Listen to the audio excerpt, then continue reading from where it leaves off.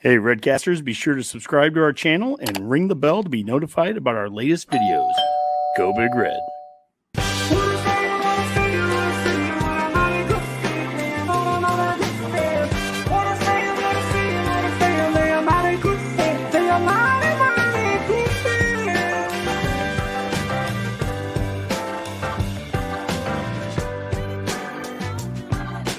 Welcome to the Forum, the show where we learn more about Husker Nation one fan at a time by asking the same four questions.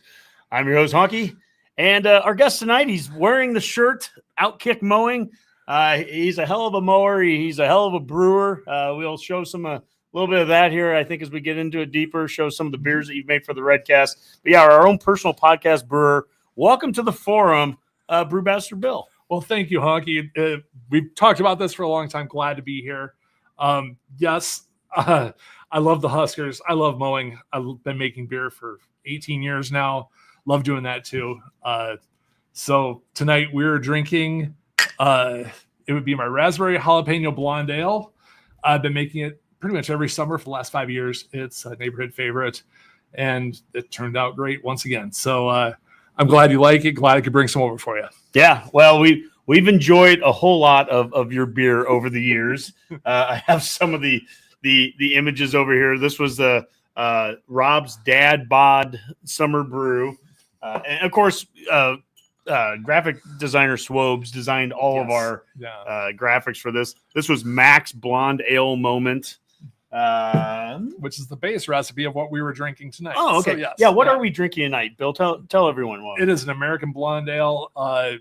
It's not very hoppy. It's just meant to be a nice session beer. You can have 3, 4 or more, and 4. Yeah. Yeah. You aren't gonna get too messed up. You're gonna have a good night with it. So there's like hints of jalapeno. I'm noticing. Is that? Yes. I when the beer is done fermenting and as it gets cold, I take 4 jalapeno peppers. I do 10-gallon batches at a time. So each 5-gallon carboy, I slice 2 jalapenos and just throw them in, seeds and all. So you get a little bit of jalapeno flavor. You get a little bit of heat. And then at kegging, I've got some raspberry extract. Love using it. And the flavors just play really, really, really nice together. And yeah, it's a neighborhood favorite. My favorite too. So yeah.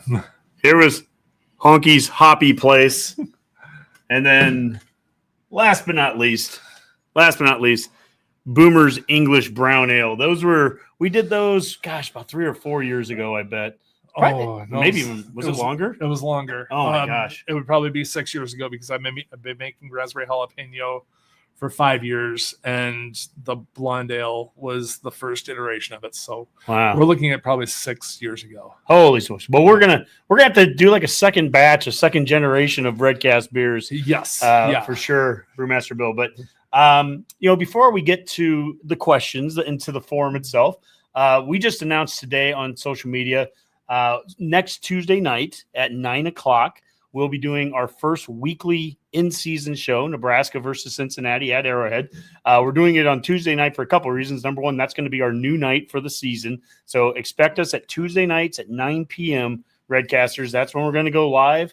And specifically to next week, it's going to be a busy week for us. Rob's going to be out there all week. I'm going to be going out there on Wednesday and Thursday. Abby's going to be out there on Thursday. So we're going to have a pretty full crew of Redcasters in Kansas City, which should be a lot of fun.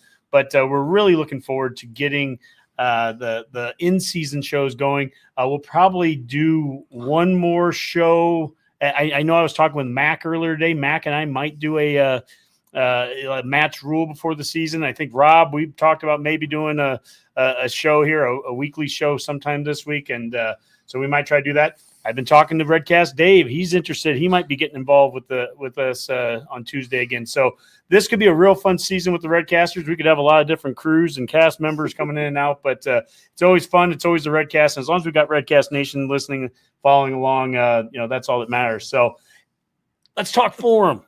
And the fan forum, it's the same thing every time. We ask the same 4 questions. Why are you a Husker fan? What is your favorite Husker fan memory? Who are your all-time favorite Huskers? And how do you think the Huskers will do next year? So with question number 1, Bill, why are you a Husker fan? It all started when my sister, I have one sister, she's 12 and a half years older than me. And she started at Iowa State, but after her second year, she transferred to that blue school up the road. I will not name them because, well, reasons. She graduated with a nursing degree, and she has been an Omaha resident basically since the late 80s. And I remember coming down with my folks to visit her and her husband, and a lot of the time I would actually stay at her house while my folks would get a hotel room. And waking up on Sunday morning, and this is back when pretty much everyone got a newspaper, and I would go to grab the sports section, especially on those fall morning, and I would read article after article after article about Husker football, and I couldn't possess how big it was, because I grew up in a small farming town in northwest Iowa, about 30 miles southeast of Okoboji. So it was all Iowa and Iowa State up there. Never had any exposure to the Huskers except for the 1 year where Iowa State beat them. 92. Yeah. I was in the tractor cab disking listening to that radio broadcast. But reading Tom Chattel. I actually ran into him up in the 600 level at Memorial Stadium last year, and I just said, "You're part of the reason I'm a Husker fan," because I would read those articles, read his columns after football games, and that's kind of what introduced me. And even in college, I went to South Dakota State University. This is in I graduated high school in '93, and we would sit and watch the ticker on ESPN, because there was like one or two ESPNs back then. Watch for the scores to come by, because we couldn't get the Husker game up there, and just see what the updated scores were. And eventually, after I got my bachelor's degree, I did 2 years of graduate school that didn't go much anywhere. My sister, she said, "There's a lot of jobs in the microbiology field down here." And I came in, and she said, "You can come live with us. You'll be able to find a job."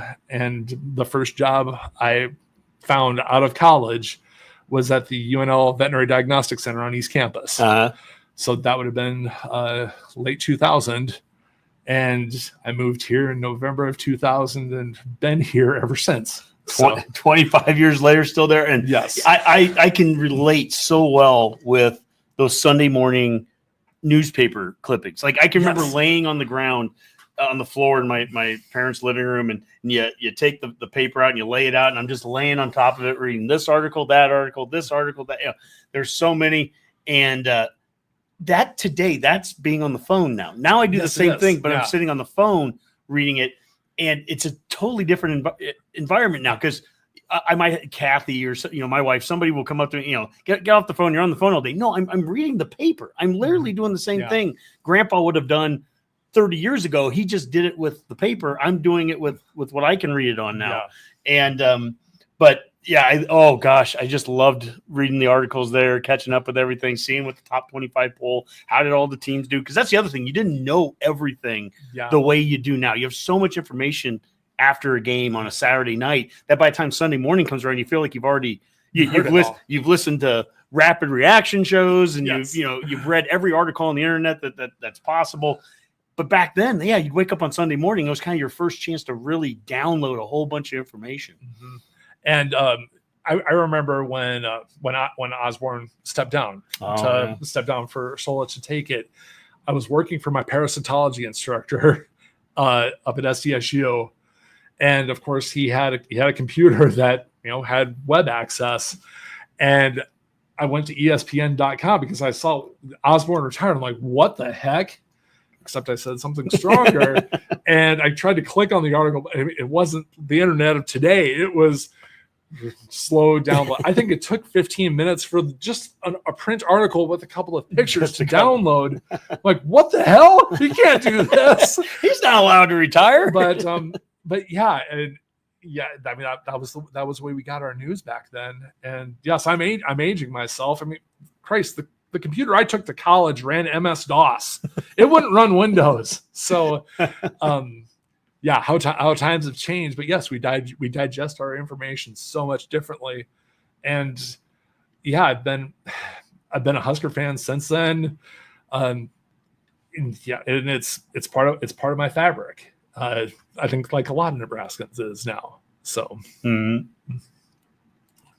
let's go to question number 2 here. And what is your favorite Husker fan memory? Okay, I said I started working for the Veterinary Diagnostic Center in 2000, and for those first few months, until I had enough money saved up, I actually commuted from my sister's house in West Omaha to Lincoln, and I moved here on homecoming weekend in 2000. So it was November. So I didn't have the opportunity to go to any games, and actually at that time, I was waiting tables at Chili's at the OQ Mall on the weekend, so I didn't get to watch many of them.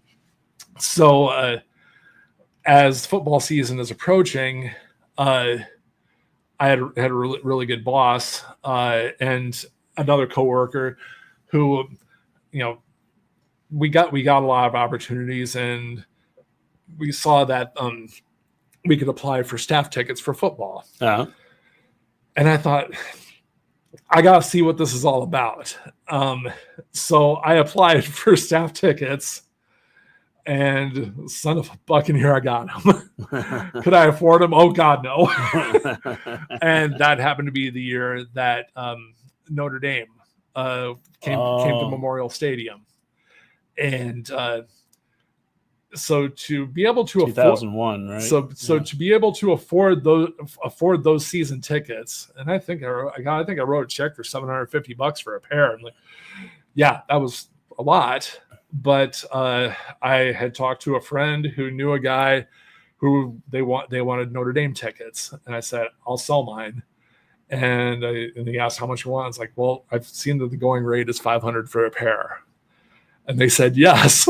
So I sold those Notre Dame tickets for $500, and I had traded another pair with one of my coworkers because I wanted to be able to send my sister and brother-in-law and my aunt and uncle to the Iowa State game. Mm-hmm. So here we are, the night before the Notre Dame game. I had sold my tickets. I'm in a slightly better financial position, and I'm sitting at Laszlo's with some friends, and another buddy calls me up. He goes, "Hey, you got any plans for the game tomorrow?" I'm like, "No, I don't. I was just going to sit at home and watch." He goes, "Well, if you'd be willing to do a little bit of work for my dad, I've got a press pass for you." Like, okay, I'm listening. So my buddy's dad he was the photo editor for the Lincoln Journal-Star, and I think we went down to the Journal-Star sometime that afternoon. And it was like a big sticker that said press on it. It said, "Here's your press pass." And we went up and ate it, ate in where the press all eat and stuff. And then I get down to the field surface. And this is the first Husker game I have ever attended in my life. I am standing 15 feet away from a much more sane Lee Corso, Kirk Herbstreit, and Chris Fowler. And I'm looking at these linemen. I'm not a small guy, but my God, they make me look freaking tiny. And I'm like, Jesus, it ain't getting any better than this. So that's my first Husker experience. And at the end of the first quarter, Randy, the photo editor, he went around and grabbed the memory cards from all the photographers and headed back to the Journal-Star. So at halftime, it was my responsibility to go around, grab memory cards, take them back to the Journal-Star, and then I could go back to the stadium. So I did that after every quarter. And I think all in all total, I only probably missed about a quarter of the game because I'd hightail it back. And that was how I watched that first Husker game. And man. I mean, it's been almost 25 years. I still remember it, just how in awe I was. That's a heck of a way to watch a first game. That's for darn sure. Yes. Yeah.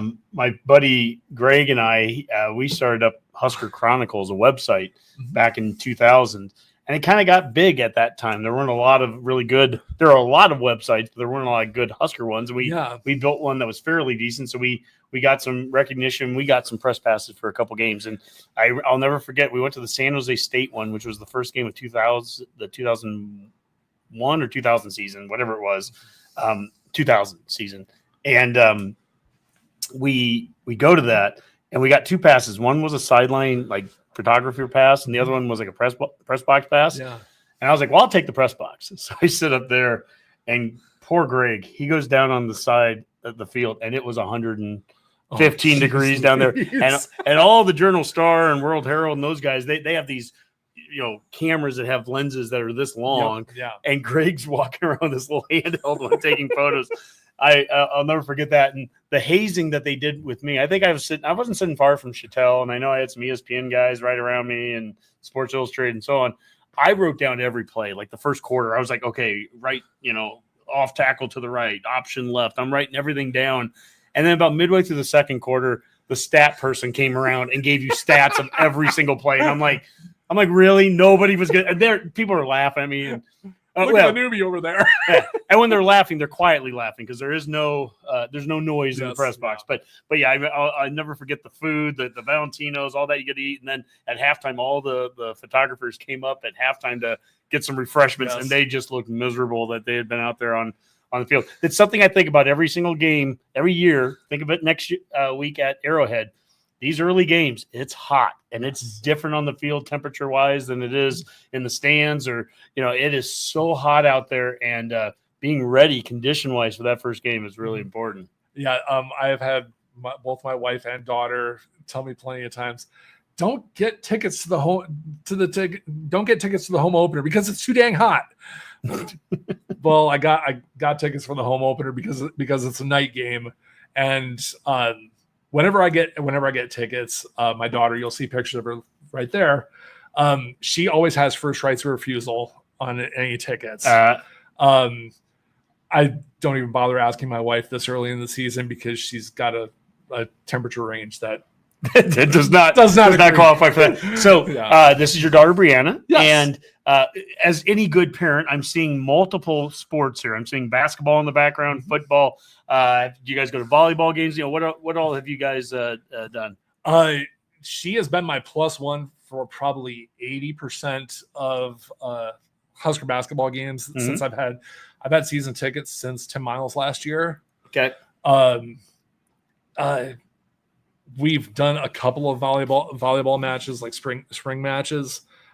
Number one, they're hard to get. Number two, I'm not a small guy. I've got longer legs. Devaney just has no damn leg room for me. So we watched a lot of those on TV. Did you do the night? Were you part of the 9203 for the? Yes. So you were there for volleyball night. Yes, and actually, awesome. Our neighbors who lived across the street from us, I knew both of them worked during the day. So when tickets went on sale, I not only got tickets for our family, but I got tickets for their family. So cool. And they took their 4 girls and were sitting right behind us. So, it's Husker Nation just shows out. And for football, for basketball, that's primarily what we've done. My daughter, she's gotten to go, I think, to a couple of volleyball games with friends. So, I mean, that's just it's a perk of having friends who have tickets. So yeah, but I've been very lucky that I've been able to take her to so many, and also very lucky that she'll still go with her old man.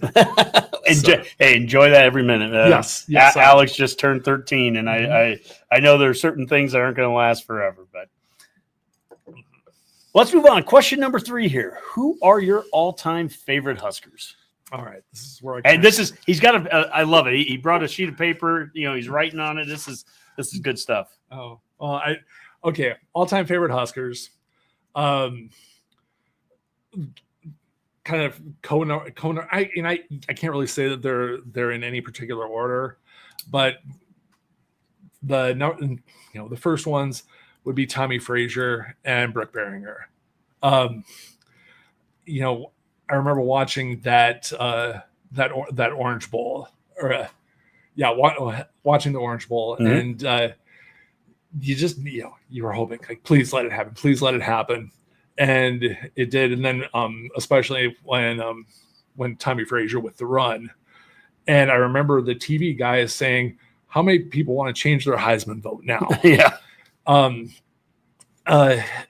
And what Brooke did, he did it the right damn way. He did it the Husker way, and we didn't hear about it, unfortunately, until after the plane crash.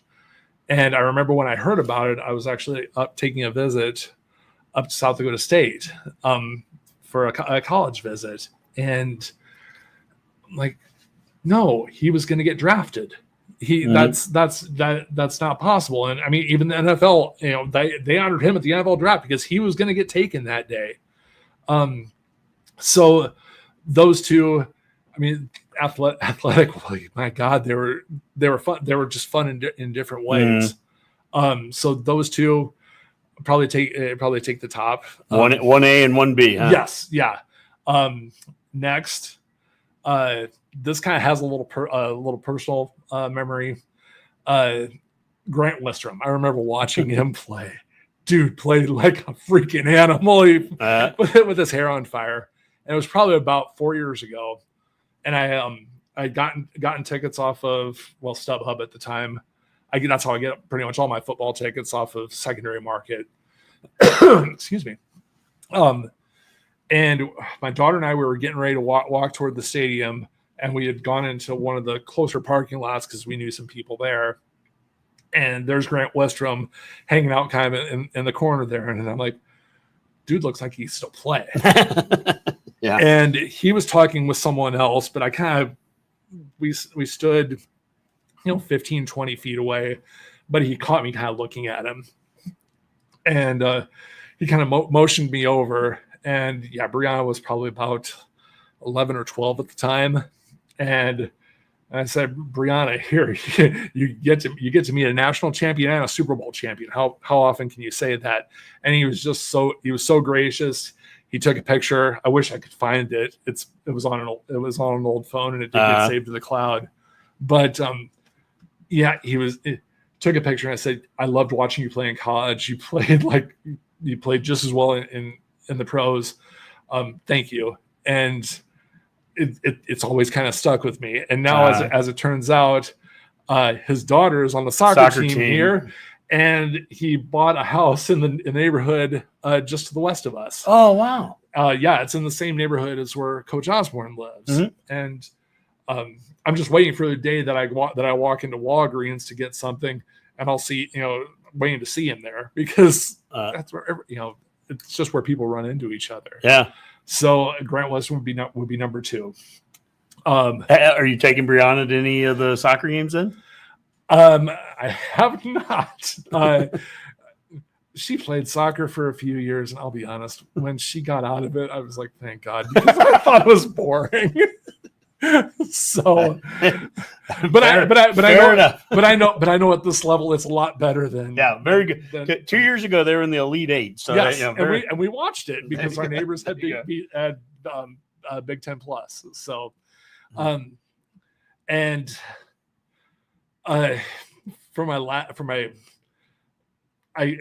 throw in Dominican Soon there because he was, and that goes without explanation.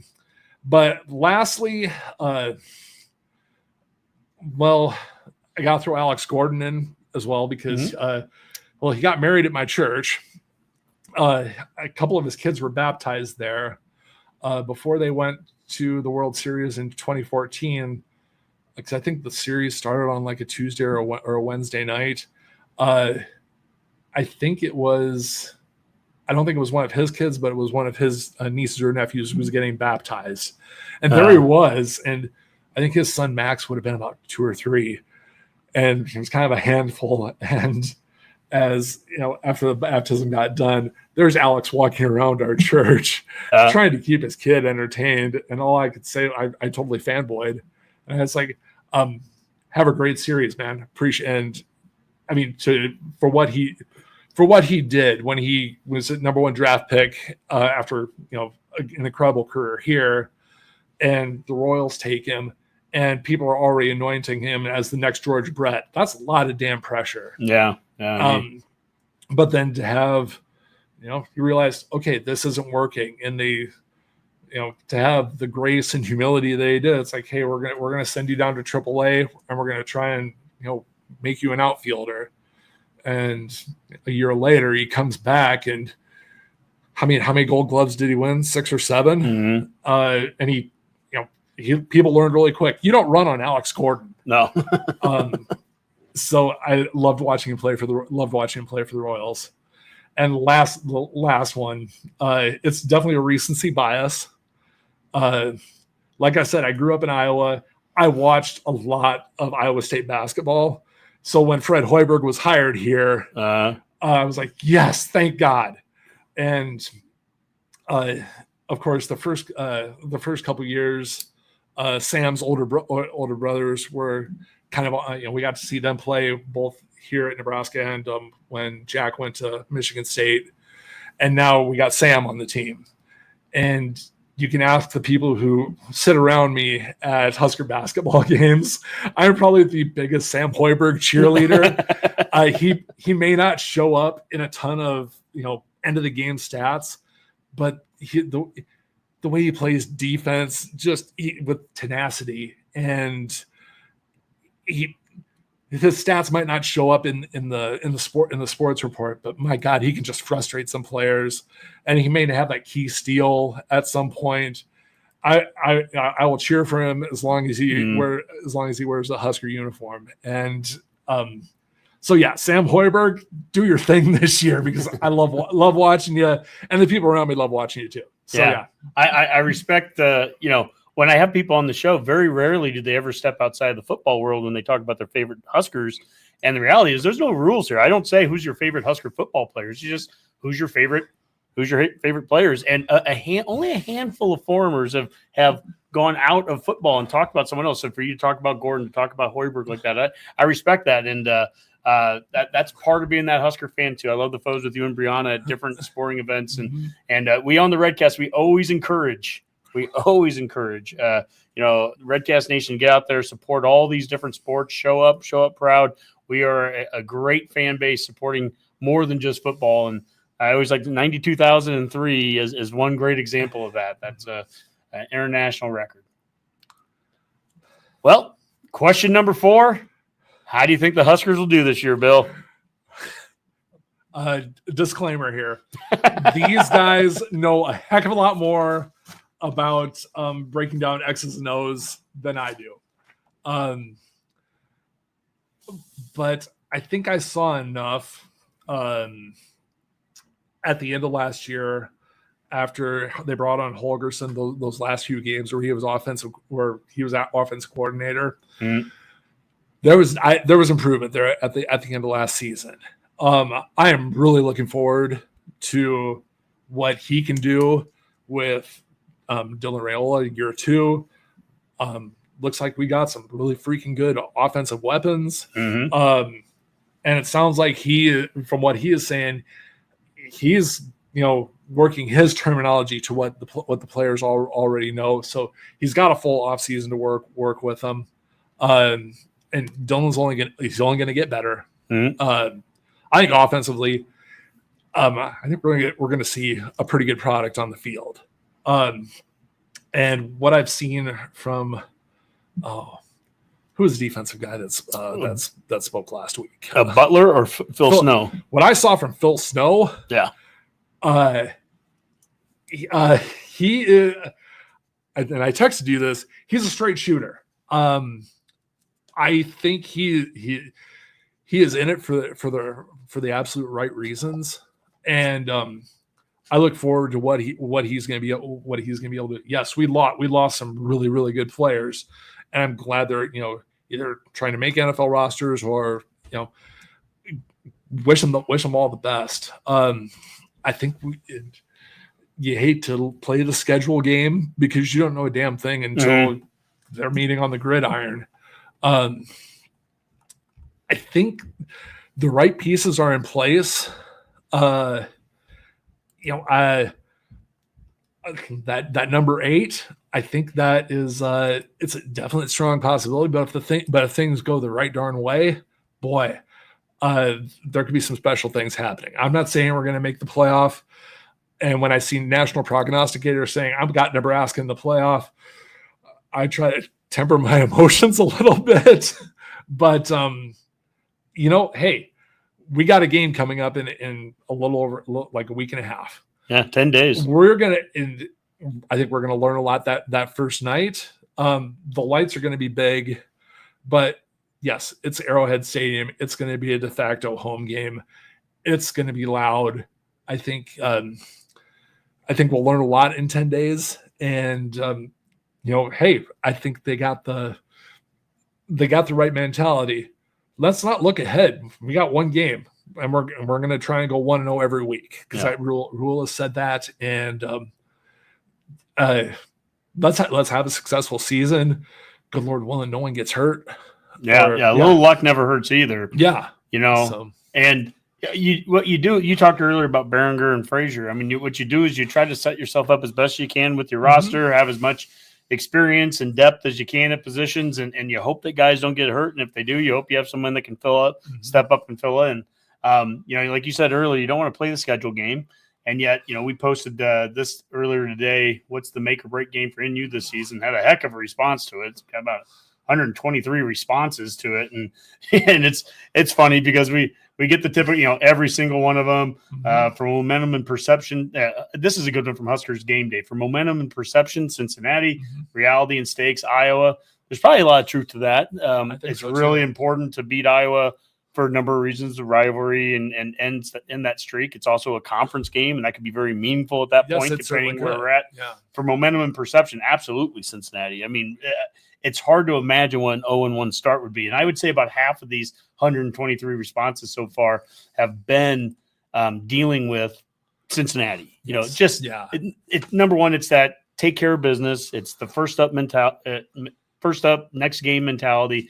And that environment is going to be insane. Yes. I would like to say it's like a bowl game, but it's bigger than that because there's not a lot of bowl games where we're going to have 90% of the people in the crowd there. But the last stats we heard about a week ago, I haven't heard them updated since, but they said 66,000 seats were sold, and 6,000 of them they could trace back to Ohio residences. Yes, yeah. So they're saying basically 60,000 fans are going to be Nebraska. The place seats 76,000, so there's still a few more to be sold, but you got to think Nebraska is going to get the chunk of that. And so I'll tell you, it's going to be a crazy environment, and it just for that momentum piece.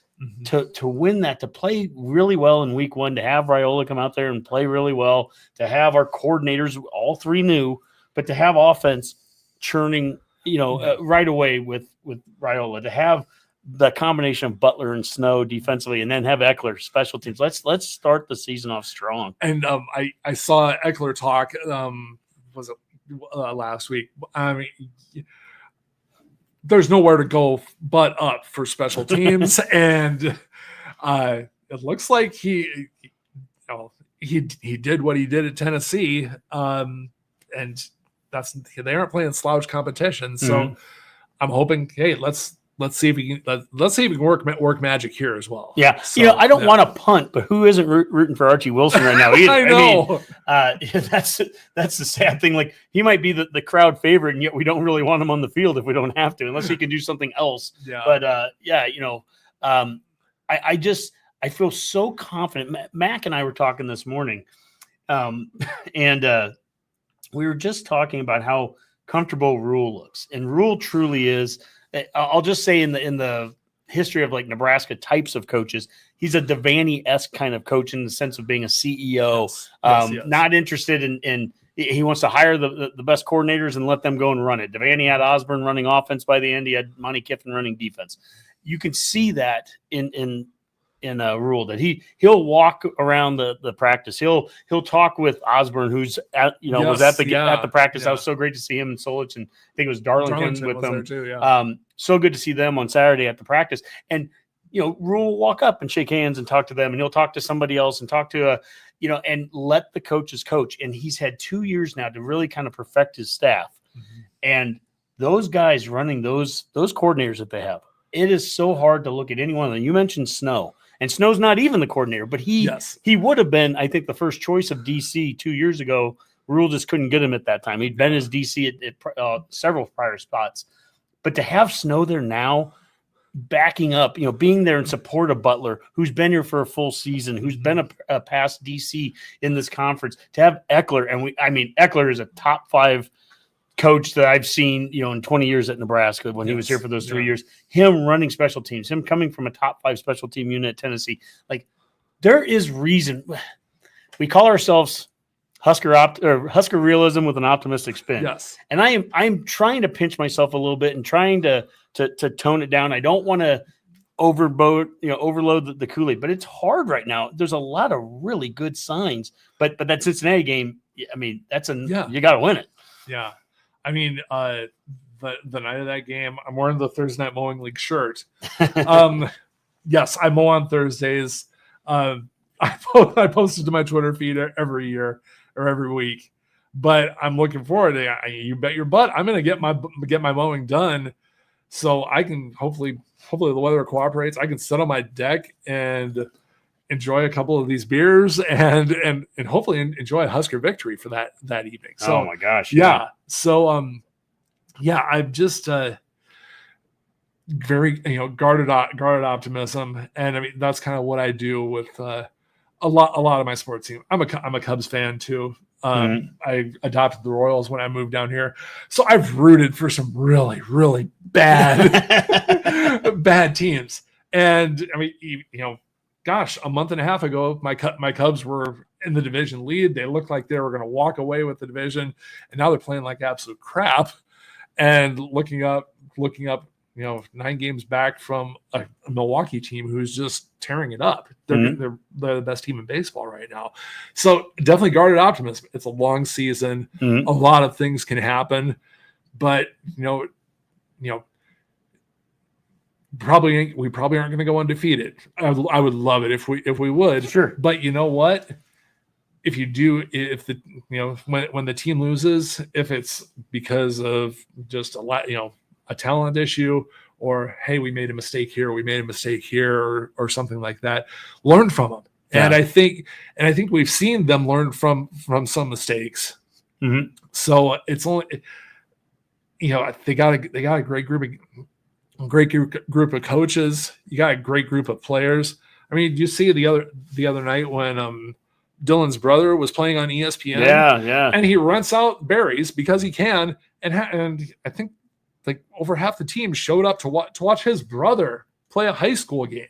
Mm-hmm. So players wouldn't show up if they didn't believe in their leader. And I think we got some really good leaders. They're going to hold each other accountable. And let's strap it up and play some damn football.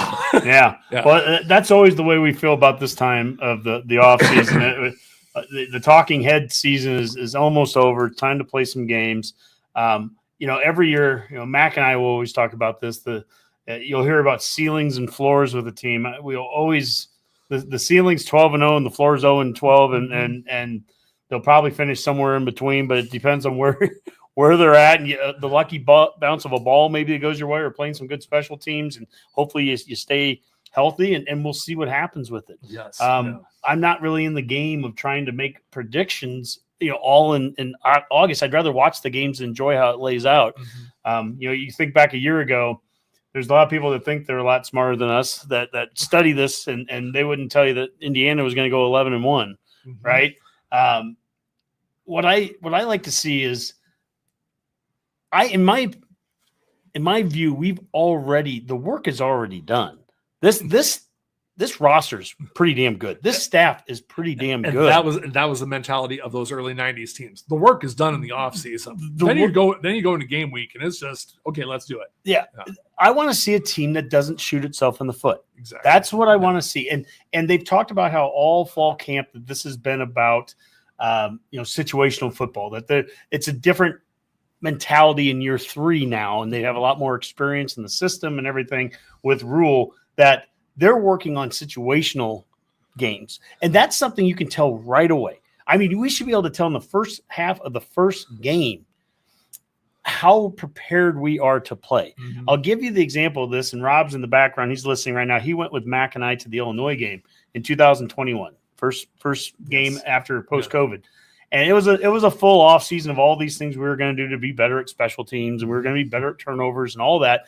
And at halftime, we were down, I think it was 16-9, and we were down 16-9 because we caught a punt in the end zone, threw it over our head. Martinez fumbled the ball that got picked up and ran back in the last minute. We had a sack on the quarterback. Caleb Taylor sacks the quarterback, but then, of course, hits him high, so he gets a 15-yard penalty. He also stood over him and got a taunting penalty, and it went from what would have been an interception on this hit to being a 30-yard penalty. It was like every mistake you could do, we did in a 30-minute span. And we're sitting at halftime going, can we win the game? Sure. I mean, it's 16-9. We can win it. But this is already an undisciplined team that's making mistakes. And you could see that 30 minutes into the season. That's the kind of stuff that I expect a clean game against Cincinnati. I can't tell you what the final score is going to be, but I think it's going to be a clean game of football, because I really respect what these coordinators are doing. Yes. Mike Eckler, knowing everything that I know about him, and I've seen him coach, I've seen him practice, this guy is going to coach our special teams to not be that mistake-prone group. Mm-hmm. We're going to have the best players out there. We've seen things from having Ja'Cory Barney out there returning punts to obviously the fact that he went in and brought in Archie Wilson as a punter, that he has a strategy behind what he wants to do with special teams. It's not just give me the players that are here and I'll make them better. It's like, no, I want to do things this way. Yeah. It doesn't matter what I say I think our record's going to be right now. It just doesn't matter. I just know that I really feel comfortable with the people that we have in charge of those units, and I think Coach Rule feels that way. Yeah, and regarding bringing our Archie in, because they brought when they brought Eckler on, and I can't remember who the punter that was from Washington, McAllister. Yeah, I forget as well. But they basically said, I think they went at him the right way. I mean, he had just transferred in, right? Yep. And they said, "Hey, we're going a different direction, and we're gonna do our best, give you every opportunity to find a new landing spot, because it's not fair to you." Yep. I mean, that's ethics. And that's treating people the right way. So Coach Rule handled that as well as anything. He even said, I felt bad about doing it. But at the end of the day, there's a lot of moving pieces to just that one example. Nebraska went out, for anyone that would say, well, Nebraska doesn't put the emphasis in the special teams or hasn't traditionally. Well, we went out and took the starting punter away from another Big Ten school. Yeah. We got the Washington guy. Mm-hmm. But that was before Eckler came here. And then Eckler comes in, and there's a relationship between Eckler and Rule, where Rule is basically saying, okay, if you feel like you need someone different, I'll back you up on this. Yeah. We'll get that guy, and I'll take the fall if I have to, or I'll say, it's not the kid's fault that came here, and we were going to make sure that we helped take care of that kid as he left. But Eckler, if you need this, if this is what you need, I'm going to go to bat for you. Now think of the trust that Eckler has in Rule, that his head coach went to bat for him. Hey, do you need this player on special teams? You want Barney, one of our best offensive players? You want him returning punts? If that's what you think is what we need, I'm going to let you do that. And that kind of that's what I want to see between our coaches. You want to see that kind of bond and that kind of working relationship where I hired you because you're a damn good defensive coordinator, a damn good special teams coordinator, damn good offensive coordinator. I'm going to let you do what you need. Dana, do you need to hire a new wide receivers coach? I truly believe that there was. If Dana needed to make more offensive staff changes, I'm sure Rule would have been there to support it. I like the fact that he didn't feel like he needed to make a whole lot of other changes. And he genuinely likes most, the rest of the staff that was there. And I mean, and it speaks a lot, especially for Satterfield. Yes, he got a damn demotion. Yep. But it's like, hey, I've got a job to do, and I'm going to do it to the best of my ability, and I'm going to try. Good CEOs, good managers, they put the people who report to them in good positions. They get them the resources that they need. Yep. And yes, I think that Rule has. It appears that he has done that very effectively over the last over his time here. Think of just the relationship him and Satterfield. We know it's a strong relationship. Yes. Yeah. But think about that he did something very unorthodox. Holgerson said it a couple weeks ago. He's like, who the heck hires a new OC with a third of the season left? It just doesn't happen. And yet Rule did that essentially to his friend, to Satterfield. Yeah. But there's this element of how you do something. Sometimes you have to, especially in leadership roles, you have to make very hard decisions, but there's still a right and a wrong way with how you make even really difficult decisions. And Satterfield could have left, could have been paid off. I mean, he wouldn't be the first coach to leave Nebraska and get paid to not coach you, right? God, no. And yet there he is right now in the 100+ degree heat and humidity of Nebraska here in August, and he's working with that team, and he loves the tight end group, and he's taking it like a man. And he is – I'm so happy that we have him back. We brought that up last week on the show talking about how different this staff looks. And you look at the offensive side. 2 years ago, the first staff of Rule, he has Satterfield as his OC, and he was hired to be his tight ends coach. But then we didn't get the quarterbacks coach we were going to get. So then he switches to quarterback. Mm-hmm. And for the first half of the first season, he was on the sideline with Jeff Sims and with Harvard just because he felt Sat felt more comfortable with that. That was the first year. That's how we were coaching offense in year one of Rule. By the year two, it got better. Satterfield got to be up in the box because we hired Glenn Thomas, a former OC and a quarterback coach. So he's working for the whole last year with Raiola, and he's on the sideline. Now here we are in year three, and we've got Holgerson here with Sat still, with Thomas. And, Raiola, Coach Raiola is now in his fourth year with the guys, and Barthel's in his year three. Mm-hmm. It's like, holy – and we got Shorts over from Kentucky who coached with Holgerson at Houston and understands how he wants that coach. It's like, how do I – as a coach, as a fan of coaching right now, how can't I be excited about that unit? And keeping familiarity. Mm-hmm. You said with the terminology. Yes. And I'm glad you mentioned tight ends. I am excited to see when Harburg lines up at tight end, because boy, if there are times when he was starting at quarterback, I'm like, oh dude, you're gonna get your ass kicked. Just the way he sacrificed his body. Mm-hmm. Well, now it looks like he's got some more muscle on him. It's like, hey, I know this is my position now, and boy, ball out. He's just so athletic. Yes. That's the thing. You think there's just a thing about athleticism. It's he's fast and he's got some wiggle to him. You see him when he does the slam dunk contest and he keeps winning it with the team over the last few years. He's a talented guy and he's just a good athlete overall. Mm-hmm. And it'll be interesting. He's not the first quarterback to switch over to a tight end role. We saw that with the guy from Penn State last year who got drafted and won the Mackey Award. Yeah. And it'll be interested to see. I'm interested to see with a coordinator that has the talent of Holgerson to be creative in finding ways to get guys the ball in different ways. I'll be interested to see how they use Harburg. How many different ways can you get him the ball? Mac and I, we were talking on the phone earlier today, and we were talking about the running game. And let's just throw out that, we're going to run the ball 35 times a game. Mm-hmm. Yeah. All right. Let's build. What does that look like? How do you build up to 35 runs a game? And EJ's got to get his share. Yes. We can't be scared to give him 20 carries a game. But then does Harburg get a couple carries? And then Ives gets a couple, or a backup running back. Dylan's going to get 2 or 3. Yeah. Barney gets and it's like all of a sudden you could figure out how you can build up 35. I mean, could Ja'Cory Barney and Heinrich Harburg kind of be in a in sort of like a Deebo Samuel role, what he did with the 49ers. Because he can catch passes, but he's quick enough. If he gets the right blocks, he's going end around, and good luck catching him. So there's going to be some wrinkles. I think we're going to get surprised, but I'm looking forward to seeing the product. And the defensive guys that we've lost, I think we've replaced some. Uh,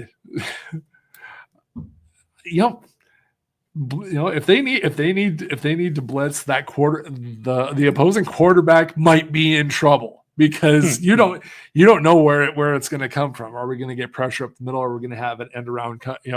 Have a delayed rush coming off at the end or something like that. So I'm looking forward. I'm just looking forward to the season. I always look forward to football season, and that's just great. I love it. Yeah, Jamie here says 9 wins. I said earlier, I'm not really that big into the predictions, but I'll ask you. Do you have a prediction? Do you have a thought where we'll finish? All right, lock it in. We get nine during the regular season, and an improved bowl game. Yes. Yeah. Well, that will definitely do it. I think we get a total of 10 on the year. So yeah, to get back into double digits would be an amazing. Huge. Yes, that'd be a great victory for year 3 of Rule. That's also what Rule has traditionally done in year 3 as previous stops in college. That would be great. We did our Redcast polls a couple of weeks ago that we always do. 10,000 votes, and we go game by game. And Redcast Nation, you never seem to disappoint on this. We went 11-1. The only loss was a significant loss. I think we lost like 89 to 11% to Penn State at Penn State. That's appropriate. Yep. But USC was the closest win. We won that one like 57 to 43. But then everything else, Michigan and at Minnesota were like 68 to 32, and then the rest of them. The joke that Mac and I had was, we beat Iowa, I think, 90 to 10%. This is a team that beat us 9 of the last 10 years, and we have a 90% chance of winning it, according to Redcast Nation. I appreciate it. I'm not going to fight it. No. Yeah, I think the old Ken from the community, that I'll allow it. Gift works really well. I'll allow it. We'll go 11-1. I'm fine with that. I think in that 9-3 regular season, there will probably be a win that should have, on paper should have been a loss. There will probably be a loss that invariably should have been a win. Yeah, but improve from it. Yeah. That's the dangerous thing with this. And we're guilty of it. We posted the thing today saying, "What's your make or break game?" Based it off the schedule, and it's always we're guilty of going into the season looking at a schedule. And again, a year ago it was, hey, we're lucky we get to play the 2 worst teams in the conference. Purdue, yep. Indiana, nope. Yeah. We didn't know that going into it. And I look at this schedule right now, and you base things off of last year, and we could be way wrong with something. Maybe Michigan's nowhere near as good as Michigan is, but Michigan State's way better. Who knows? Yeah. And we won't find out until then. I will say one game, if nothing else, just looking at how the schedule lays out, that October 10th, not October 11th, which is on the graphic that we have on social media. I know I pulled the graphic from somewhere, so they were wrong, not us. But anyways, October 10th is when we play, or October 17th. I'm sorry, October 17th is when we play Minnesota. Friday game in Minnesota. So you think about just the way that this is how the schedule lays out. You play Cincinnati essentially at home. It's a home game for Cincinnati, but as we said earlier, we know what Arrowhead's going to look like. You beat Cincinnati in Arrowhead, and you're not leaving Lincoln until October 11th. And so that's with Akron, Houston Christian, Michigan coming here, then a bye week, and then still one more home game against Michigan State. That's, you're hoping, as Husker fans, we're hoping that you're 5-0 after that. Yes. Yeah. And then you're going on the road to play Maryland on the road, and then you have a 6-day break. Yeah. Friday night is when you play Minnesota, October 17th. So back-to-back home or away games with a short week between it. That's a real pivotal. If you're looking mid-season, that's a pivotal moment. And especially with that trip out, with the trip out to Maryland, with as many broadcast partners as the Big Ten has to satisfy, say we're 5-0 after that Michigan State game, they're going to want to put Nebraska in prime time. Yeah. So that means, okay, we get a prime time date on the road at Maryland. Yeah, on the East Coast. They're going to, the game will get over at 10:30 our time.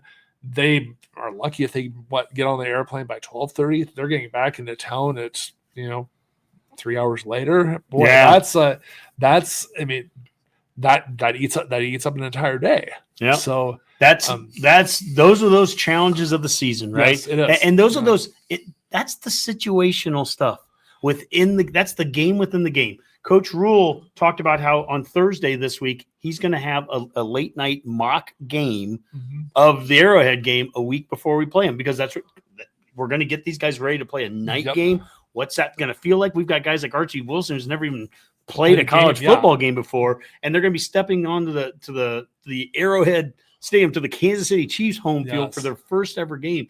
There's just, those are the things that they don't translate on paper. We see speed and strength and height and weights of players, and we see, coaching experience with coaches, but like this is the real life. You're going out and doing something you haven't done before as a team. I love what our offensive line looks like as an example, and yet that's 5 guys that have to play as a cohesive unit. I hope that the transfers and the guys that are coming back and the guys that are coming off of injuries, you hope that all of them form well together, because they're a bunch of individual good pieces, but can they form one good part, right? Yeah. That gelling piece. You see that with receivers and quarterbacks and that's the stuff that has to you got to get that built up as quick as you possibly can, and then it has to, every week's going to be a different challenge for how to get that to perform. When you talk about offensive lines gelling, I can't remember his name, but he was a lineman for the Huskers, and I think he's actually part of the Husker Sports Network, but he won't play for the Minnesota Vikings. Jeremiah Searles? Yes. He was behind me in Hy-Vee one day, and the lady in front of me had a lot of groceries, and I just like how many games does it take an offensive line to gel? And he said usually about 3 or 4. So I'm like, well, if anyone knows, he knows. Yeah. And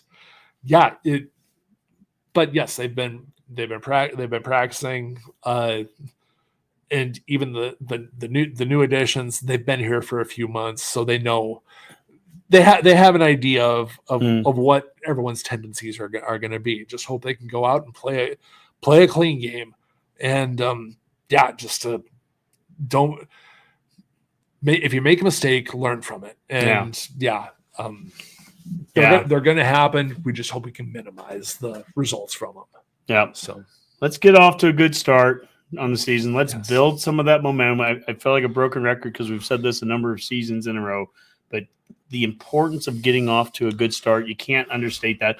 A year ago, we got off to a good start. We were 5-1, and that thank God we started off 5-1, because we hit a spell in the middle, and we had to make some changes and everything. But that 5-1 start is what propelled us to be able to get to 6 wins. It propelled us to a bowl game, which propelled us to 7-6, and that changes a lot of the course for us. Getting that bowl monkey off of our back to where that's not something we're talking about this year.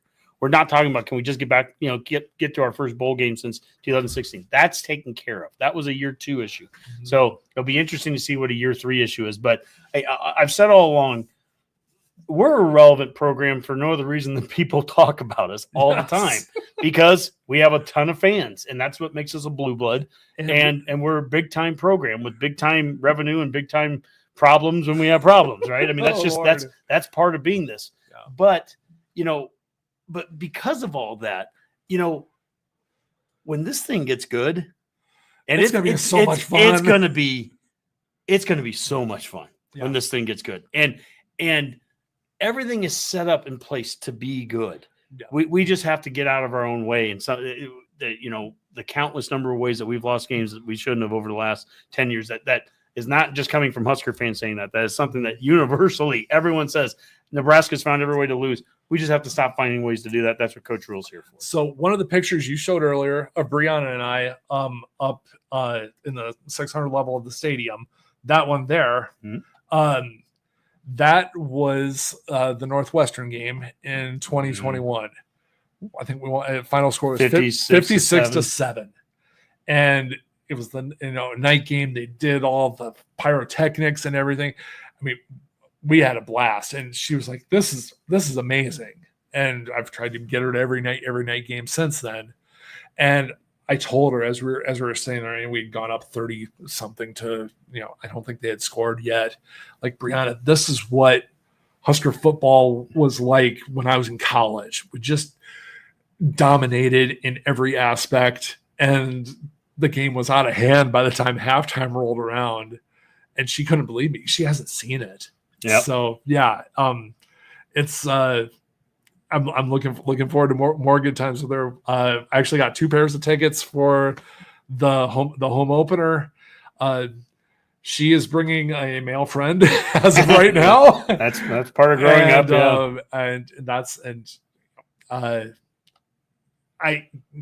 I'm grateful that she still says, "Hey, I'll come with you." So. Well, I'm grateful that her male friend likes Husker football too. You know, that the next generation, we need that. So yes, yeah.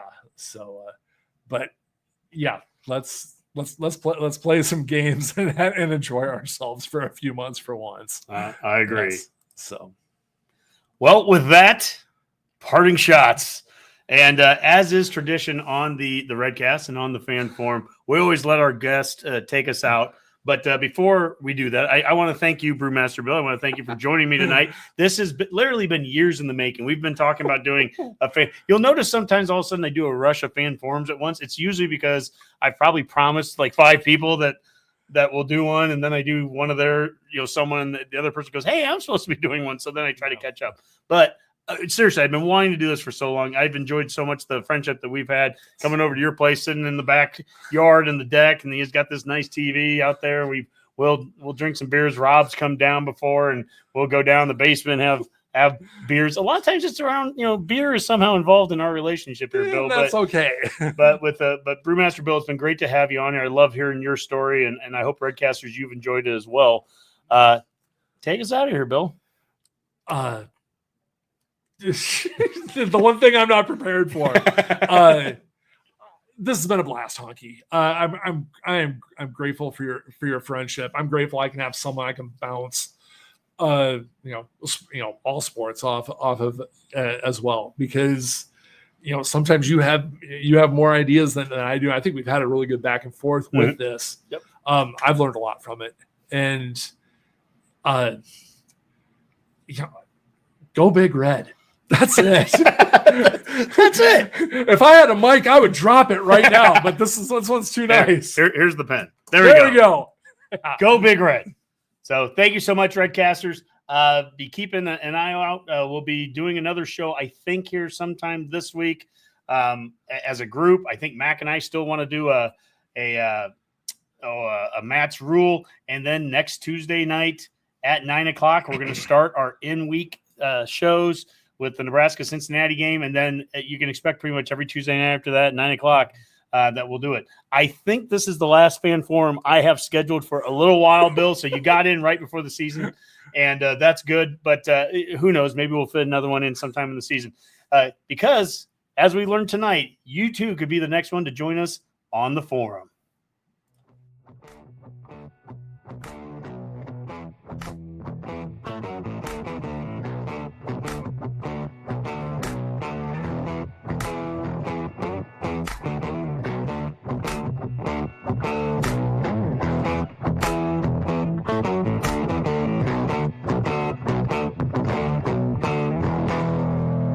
A Herd at Sports Network production.